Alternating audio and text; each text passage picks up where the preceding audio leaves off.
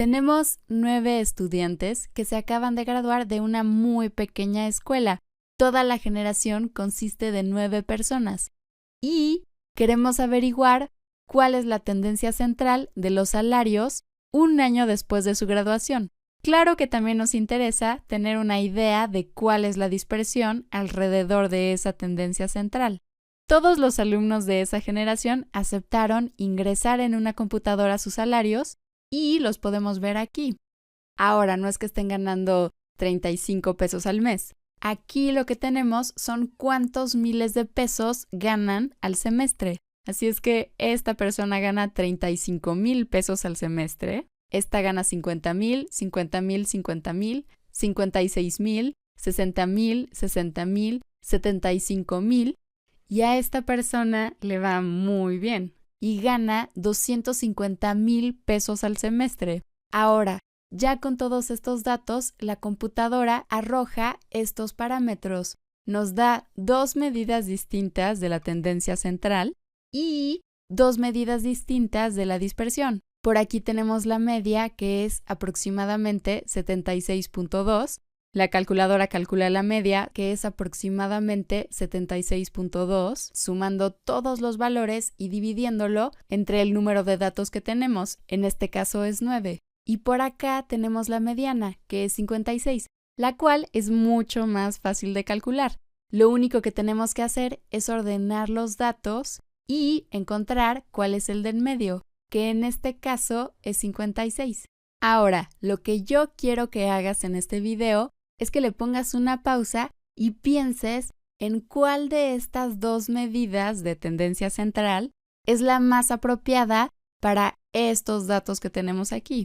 Pero bueno, vamos a graficar por aquí todos estos datos para tener una mejor idea de cómo se relacionan entre sí. Por aquí digamos que tenemos el 0.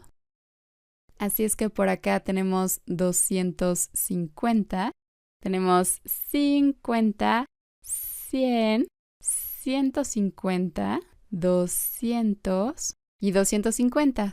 Y luego queremos dividir esto más. Por aquí está el 60, 70, 80 y 90.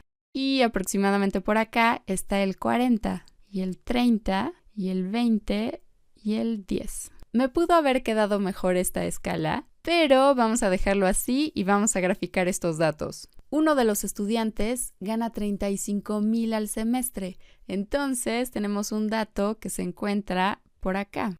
Luego tenemos 3 estudiantes que ahora ganan 50,000. 1, 2, 3. Uno de ellos gana 56,000 y otros 2 estudiantes ganan 60,000 al semestre. Otro estudiante gana 75,000, 50, 60, 70, 75 está más o menos por aquí. Y finalmente, un estudiante gana 250,000 al semestre, o sea que lo graficamos por acá. Pero entonces, si calculamos la media, es 76,2. Eso es más o menos por acá. Así es que aquí nos tenemos que preguntar si esta es una buena medida de la tendencia central.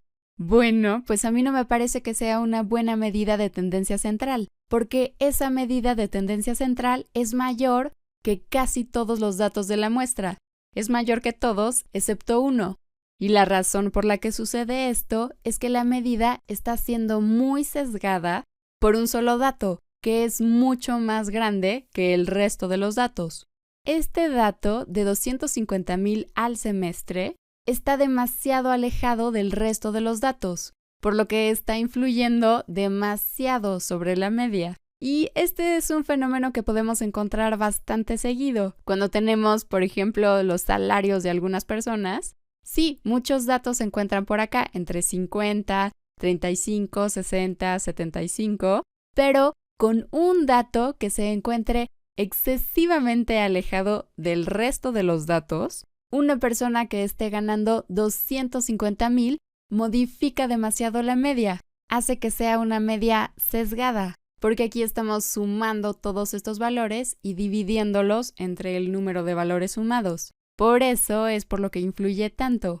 Y en este tipo de casos, donde tenemos valores que podrían modificar demasiado a la media, la mejor medida de tendencia central es la mediana. La mediana 56 está justo en este lugar y es una medida de tendencia central mucho mejor. Porque, por ejemplo, si esta persona en lugar de ganar 250,000 al semestre, ganara, no sé, por ejemplo, 250 millones al semestre, la mediana seguiría estando en este lugar, mientras que la media aumentaría muchísimo. Estaría muy sesgada esta media por este valor. Pero la mediana se quedaría en exactamente el mismo lugar, porque a la mediana no le importa qué tan grande es este número. Podría ser 250 y 100 ceros a la derecha. De todas formas, la mediana se va a quedar en este mismo lugar. Por lo que la mediana es una medida mucho más robusta, es una medida de tendencia central mucho mejor si tenemos datos que no son simétricos, si tenemos datos que se alejan mucho del resto de los datos. La media es una muy buena medida si tienes datos más o menos simétricos. Datos en los que más o menos la mitad está abajo y la otra mitad está arriba. Y no tenemos este tipo de datos que están demasiado sesgados en alguna dirección. Y claro, esto se vuelve más importante si tenemos solo unos cuantos datos, como es el caso. Así es que en este ejemplo, la mediana es una mejor medida de tendencia central. Pero también nos falta preguntarnos qué pasa con la dispersión. Y bueno, en estos momentos tú me puedes decir, oye, Sal, pero nos acabas de explicar que la media no es una muy buena medida en este ejemplo, y la desviación estándar se deriva a partir de la media.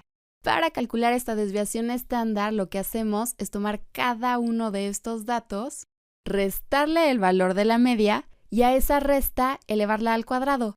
Y sumamos cada una de esas restas elevadas al cuadrado. Luego, como estamos tomando la desviación estándar, tenemos que dividir entre el número de datos que tenemos. Y a todo eso le sacamos la raíz cuadrada.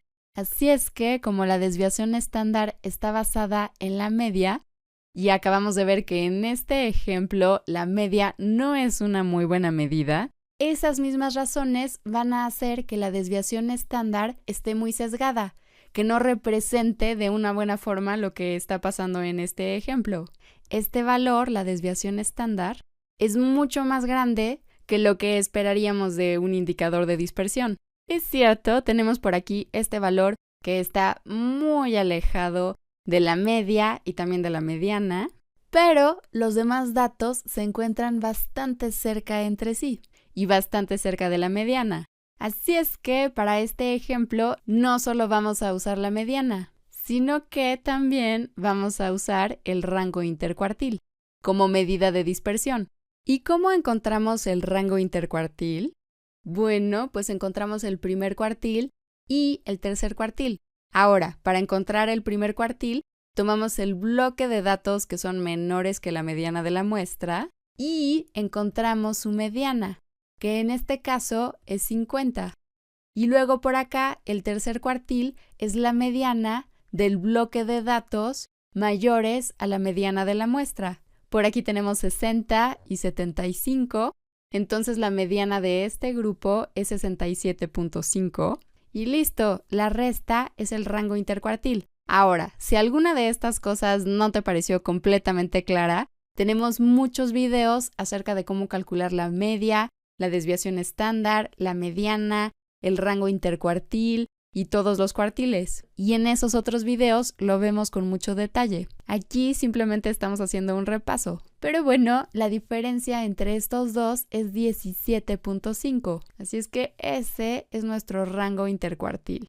Ahora, aquí es una muy buena idea observar que este rango intercuartil, esta distancia de 17.5, no cambia por más que modifiquemos este valor de 250.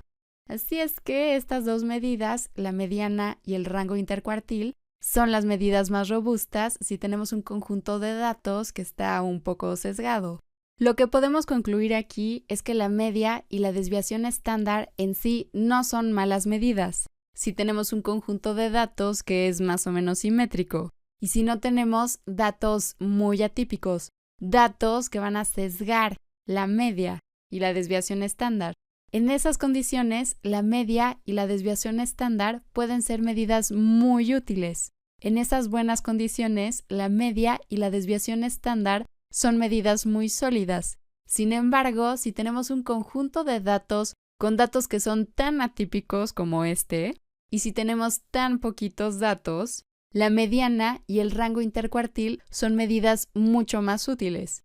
La mediana como medida de tendencia central y el rango intercuartil como medida de dispersión alrededor de esa tendencia central. Y es por este tipo de razones por las que generalmente usamos la mediana y el rango intercuartil cuando estamos hablando de salarios, porque muchas veces tenemos valores atípicos. Y lo mismo sucede cuando estamos hablando de precios de casas de alguna zona. Generalmente usamos la mediana y no la media, porque en una colonia podemos tener casas de 2 millones o de 3 millones, pero puede ser que justo haya alguna mansión en medio de la colonia y que esa mansión valga como 100 millones. Y si calculamos la media de los valores de las casas en esa colonia, la media por esa mansión va a subir muchísimo, dándonos una falsa impresión del precio que tienen generalmente las casas en esa colonia, dándonos una mayor tendencia central de lo que cuestan las casas en esa colonia.